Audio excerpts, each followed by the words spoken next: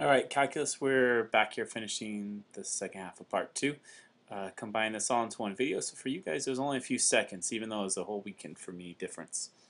All right, we're still going on this idea of function analysis. So we're trying to interpret things about graphs and functions, but we got to look at the information that we are given. Okay, the graph of f prime. So this over here is f prime, and the derivative of f is shown to the right. At what value of x does f has a horizontal tangent line? Okay, so let's talk about a couple of comparisons here. If we're looking at the f versus f prime, if f has a horizontal tangent line,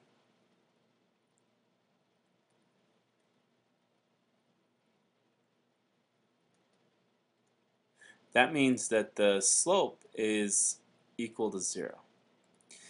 So then in f prime, what we're looking for is just when f prime of x equals 0. So when it's on the x-axis, x-intercept, you could say. Well, that happens at quite a few points. Looks like it's going to happen here at -2, here at 0, here at 2, and again here at 0, or here at 6. So we got 4 different points there.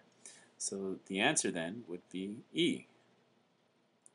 Now, if I were to try and compare it to other things, like when does it have a horizontal tangent line? One thing I want to be careful of is, for example, B. B is wrong. Let's do it in red. Wrong red. That's saying that there's a horizontal tangent line here at 1 and at -1 and also at 4. That's true for f prime, but that's not true for the original function. It's asking when does f have a horizontal tangent line. So B is out because it's not making this cross relationship that when f has a horizontal tangent, f prime should be 0. Okay, so and those are things that we got to really be aware of. You can't just think of it one way. Okay, C, 2 only. So here's another wrong answer. What's going on at 2 that's not true about the other 3? Well, at 2, we cross the x-axis, which is actually more than just a horizontal tangent line, because we're positive before and negative after, so we actually have an extrema there. Whereas for the other 3 points, they're simply just flat. And, those aren't necessarily true. Then we look at -2, 2, and 6. -2, 2, and 6. So why would they not include 0? Well, I'm not exactly sure. 0 is going to be an inflection point. 0, when x equals 0, f is a point of inflection. So maybe they're thinking all points not inflection. So why am I even going through this pattern? They're trying to group things here, and I want to know why are they giving these other distractors in it. Because if I know what the wrong answers are and why they're there, it's a little bit easier to remember why the right answer is actually right. Okay, number 19. Oh, let's make this a little bit bigger for ourselves. So the first thing this is asking us, it says it gives us a graph of f. And here's our graph. It says, when is f concave upwards? Well, now that we're talking about concavity, that has something to do with f double prime. And for it to be concave up, that means f double prime is greater than 0. So the comparison that we're making here, I'll just write it on words. When f of x is concave up, that means f double prime of x is greater than 0. It's positive. Well, let's get to f double prime then. So we start out with f. To take the derivative, we'll have f prime of x. Well, that first term is a 2, so that's going to become a 0. The next term, we'd have minus 3x squared over 6, and that'll simplify. And we got minus 2x for the third term. Now we can simplify this 3 and 6, and it's just becoming x squared over 2. Let's go to our second derivative now. that would be, the negative is still there, so we're going to have negative 2x, and we got minus 2. So now I could factor this out, and really what I'm trying to do is figure out when this is positive. So I want f double prime of x to be greater than 0. So I want negative 2x minus 2 to be greater than 0. Well, let's solve that then. I'm going to move this negative 2x over to the other side. That would give me negative 2 is greater than 2x, and then I divide by 2 on both sides.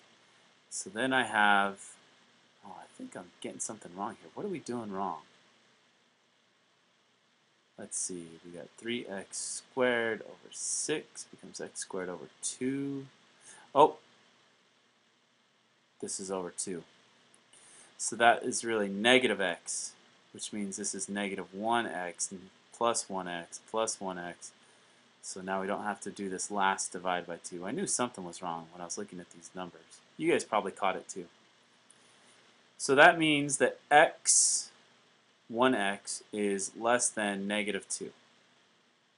Now how do I write that in interval notation? You know, we got to say here's our x, and it's less than negative 2. So that means we have negative infinity all the way up to negative 2, and then nothing after that. So that's going to give me negative infinity to negative 2. I'm going to have open parentheses on each of those. So what's going on with the other answers? I know that here's my answer A, but if I were to look at the other ones, C is just, you know, backwards sign, so it's backwards.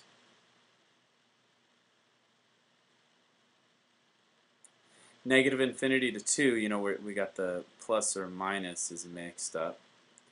Shouldn't be 2, it should be negative 2. And for D and E, again, E is just, you know, wrong intervals, and D, same thing, wrong intervals. We got plus or minus, and it's backwards. And E is just you know, improper interpretation of what's greater than or less than or equal to, all those kind of things.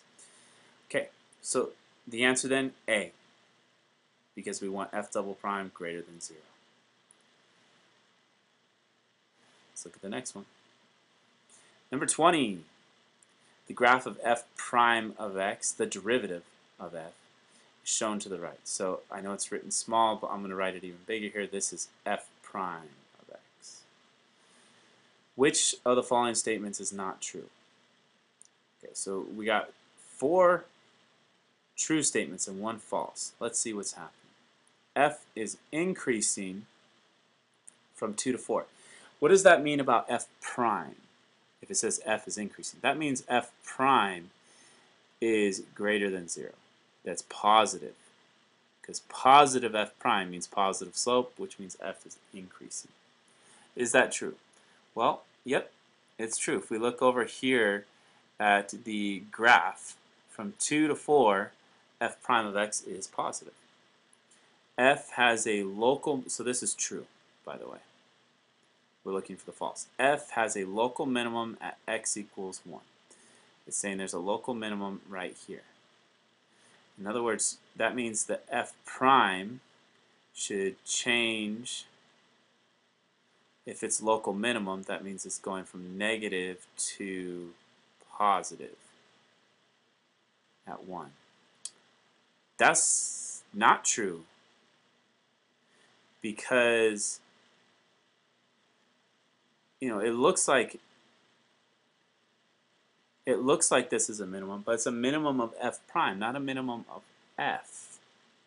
So right here at 2, that's a min, because it's going from negative to positive, but not at 1. So this is our false one. You know, that's going to be the answer that we choose, but let's discount the other 3. F has a local maximum at 0.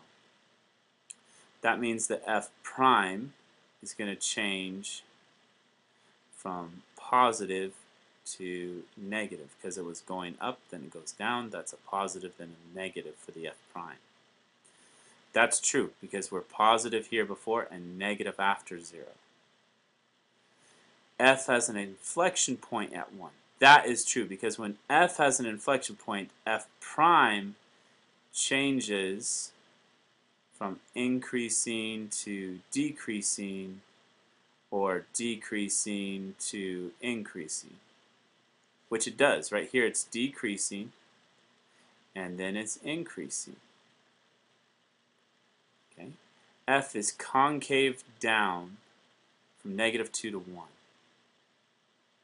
Concave down means that F double prime is less than 0, which also means that F prime, the original, or not the original, the first derivative, is going to be decreasing or negative slope. And that one is true.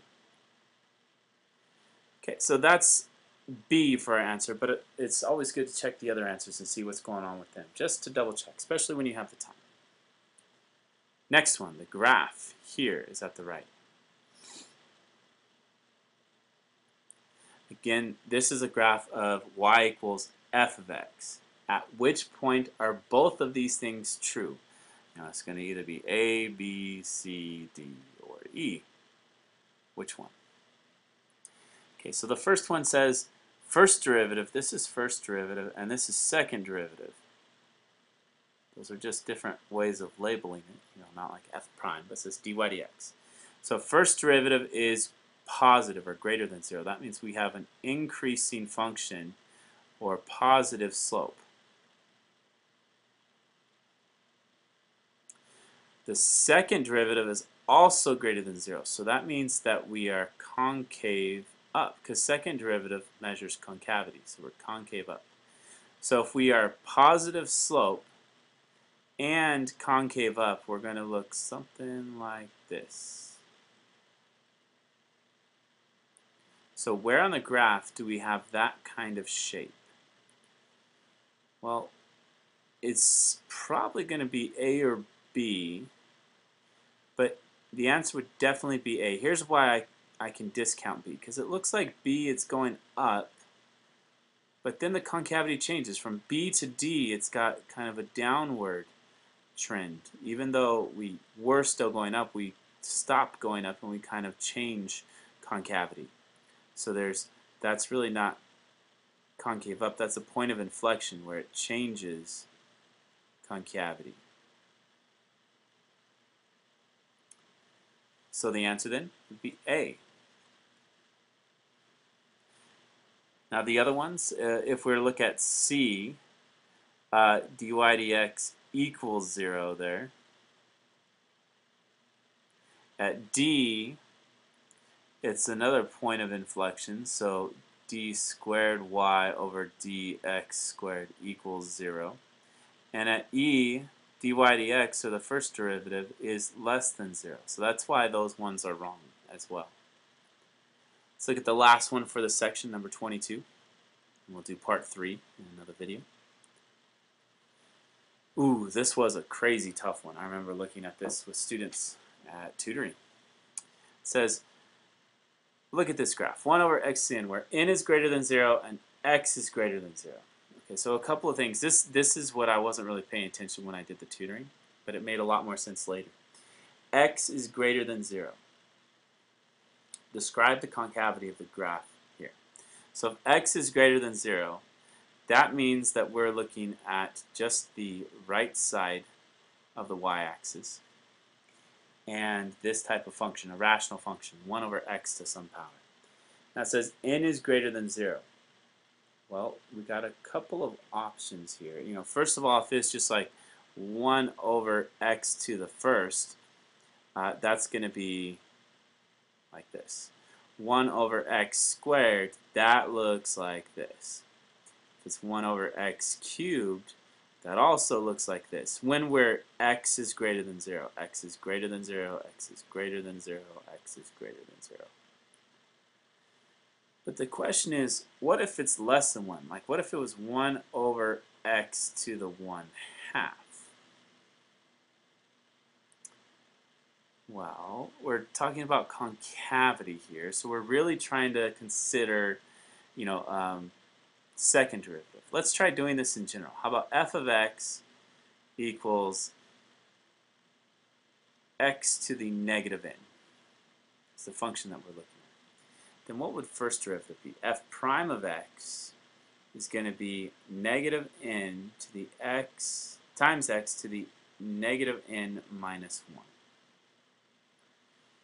Okay, and then if we do second derivative, that's going to be negative n times negative n minus 1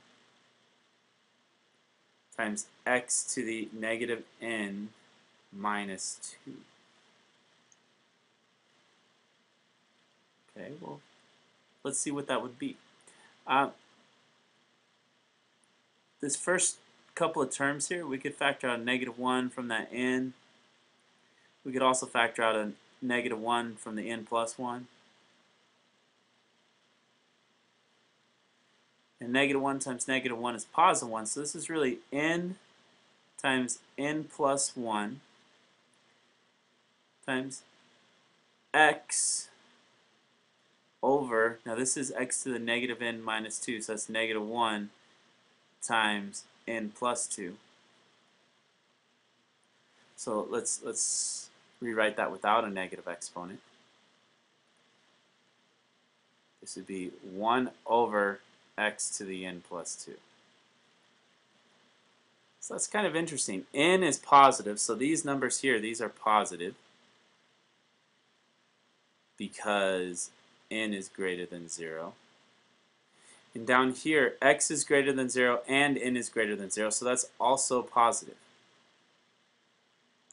In other words, all those negatives kind of factor themselves out. That means that we're always positive for the second derivative. And if we're always positive for the second derivative, then we are always concave up. It's kind of an interesting thing to look at that from this perspective. Generalizing a pattern for a whole family of functions. Okay, that's pretty advanced thinking there. The other way that you could have gone about doing it is checking each of these examples individually and then asking yourself, you know, what is the concavity for that specific one? And then using specific examples to count or discount these options. For example, C, D, and E, you could have eliminated just by proving that it was concave up for something n greater than 1. Like here, 1 over x squared. For example, for the next one, if n was less than 1, so like this 1 over x to 1/2, if that was concave up, well then that disproved D. And for the next one, it's kind of the same idea. We know that 1 over x to the first is concave up, so that would disprove E. And because it's concave up for at least one of these, that would disprove B as well. Okay. Well done. Let's stop this video and we'll do part 3.